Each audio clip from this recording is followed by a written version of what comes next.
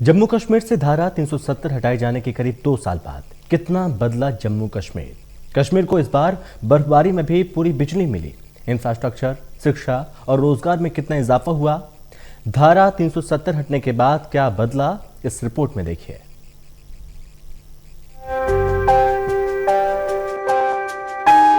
जम्मू कश्मीर में 5 अगस्त 2019 को केंद्र ने जम्मू कश्मीर के स्पेशल स्टेटस को खत्म कर राज्य को 2 केंद्र शासित प्रदेशों जम्मू कश्मीर और लद्दाख में बांट दिया। उसके बाद से राजनीतिक हालात अस्थिर हो गए। अधिकतर बड़े नेता नजरबंद रहे। कुछ को पब्लिक सेफ्टी एक्ट के तहत जम्मू और कश्मीर के बाहर जेलों में भेजा गया। राज्य का स्पेशल दर्जा समाप्त किए जाने और बंटवारे के बाद 15 अक्टूबर 2020 को नेशनल कॉन्फ्रेंस पीडीपी समेत कई पार्टियों ने मिलकर एक गठबंधन तैयार किया, जिसे गुपकार गठबंधन के नाम से जाना जाता है। दिसंबर 2020 में जिला विकास परिषद के चुनाव में इस गठबंधन ने चुनाव लड़ा और बड़ी जीत हासिल की। वहीं बीजेपी सबसे बड़े वोट शेयर वाली पार्टी बनकर उभरी। केंद्र सरकार के निर्णय के हिसाब से देखें तो अभी कश्मीर के हालात बेहतर नजर आते हैं। कश्मीर में सुरक्षा के हालात कंट्रोल में है। बीते साल जिला विकास परिषद के चुनाव शांतिपूर्ण तरीके से निपट गए। जिन नेताओं को हिरासत में लिया गया था वो अब भी राजनीति में शामिल होने को तैयार हैं।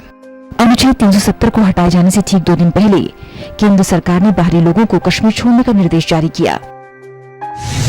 इसके बाद हजारों पर्यटक, प्रवासी श्रमिक और छात्र कश्मीर छोड़कर चले गए। बंदिशों के कारण करीब 5,20,000 पर्यटकों का आना जाना प्रभावित हुआ। सैकड़ों कारीगर, कैब ड्राइवर, खुदरा विक्रेता और निजी क्षेत्र के कर्मचारी बेरोजगार हुए। दिसंबर 2019 में Kashmir chamber of commerce and industry ने अपनी एक इकोनॉमिकल रिपोर्ट में बताया कि कश्मीर की अर्थव्यवस्था को 17,800 करोड़ रुपए का नुकसान हुआ। 2019 में अगस्त और अक्टूबर के बीच 4,09,000 नौकरियां चली गईं। ये राज्य के लिए सबसे बड़ा झटका था। उसके बाद 2020 से जम्मू कश्मीर में हालात सुधरने लगे, लेकिन केंद्र शासित सरकार ने राज्य के इंफ्रास्ट्रक्चर डेवलपमेंट पर फोकस किया। इसके तहत वित्त वर्ष 2021-22 में 4,545.06 करोड़ रुपए की 1,235 परियोजनाओं को पूरा करने का लक्ष्य रखा गया। इसके अलावा 7,110.78 करोड़ रुपए की कुल 2,357 स्वीकृत परियोजनाओं में से 1,555.16 करोड़ रुपए की 1,100 परियोजनाएं भी पूरी हो चुकी हैं। सरकार ने कश्मीरी कला और शिल्प को जीवित रखने का प्रयास किया। देश के ऊनी शॉल के कुल निर्यात में जम्मू कश्मीर का योगदान 80% है। केंद्र सरकार द्वारा हाल ही में स्वीकृत नई औद्योगिक विकास योजना में हस्तशिल्प और हथकरघा क्षेत्र पर विशेष ध्यान दिया गया। स्थानीय बुनकरों और कारीगरों को उनकी आजीविका सृजन के साथ साथ पुराने शिल्प को बढ़ावा देने के लिए प्रयास किए जा रहे हैं। सरकार कश्मीरी कालीन, लकड़ी की नक्काशी, नवदा शिल्प, Phulkari, Basohli painting, Tweed fabric, चिकरी शिल्प आदि की जीआई टैगिंग पर काम कर रही है, ताकि इन उत्पादों को अंतर्राष्ट्रीय बाजारों में उपलब्ध कराया जा सके। जम्मू कश्मीर के हथकरघा और हस्तशिल्प उत्पादों को अमेजन और फ्लिपकार्ट जैसे वैश्विक मंच प्रदान किए गए हैं। जम्मू कश्मीर में सरकार ने युवाओं की शिक्षा और रोजगार बढ़ाने के लिए कई कदम उठाए। जम्मू कश्मीर की प्रत्येक पंचायत में युवा पीढ़ी की सभी चिंताओं को दूर करने के लिए एक यूथ क्लब होगा।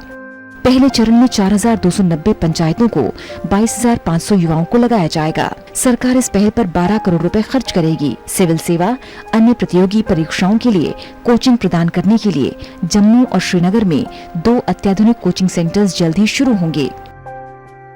सरकार विशेष रूप से तैयार स्वरोजगार योजना के माध्यम से डेंटल सर्जन, पैरामेडिक्स को वित्तीय सहायता भी प्रदान करेगी।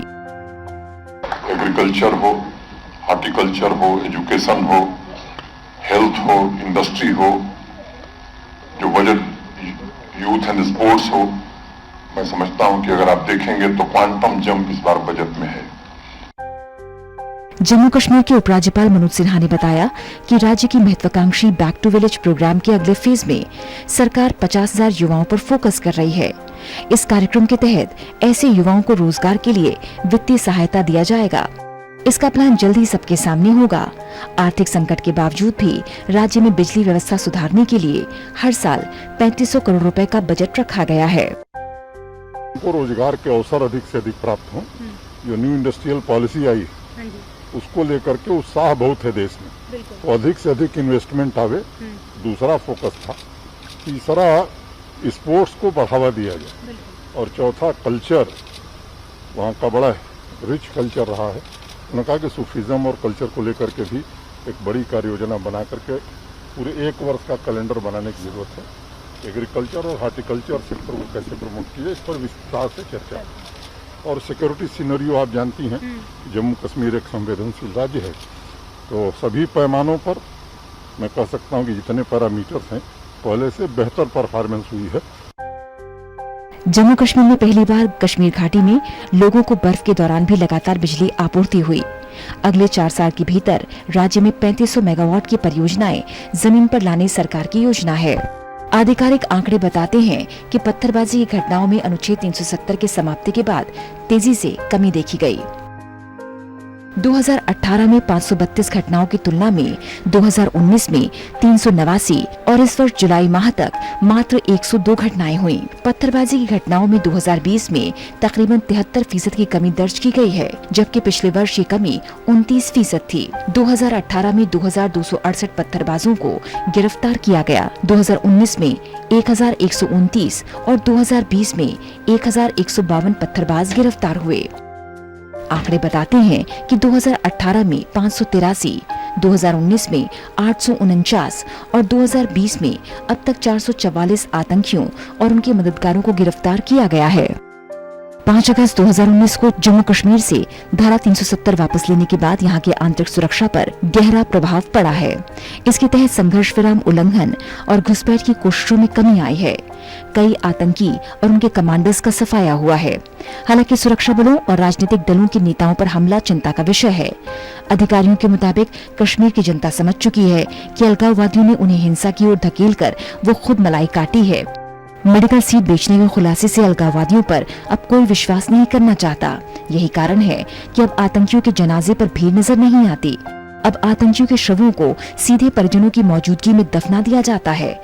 ऐसे में जम्मू कश्मीर में अब न कोई शोर शराबा होता है, न कोई हंगामा, या यूं कहें कि कश्मीर अब शांति और विकास को लेकर आगे बढ़ रहा है। Special desk, total news.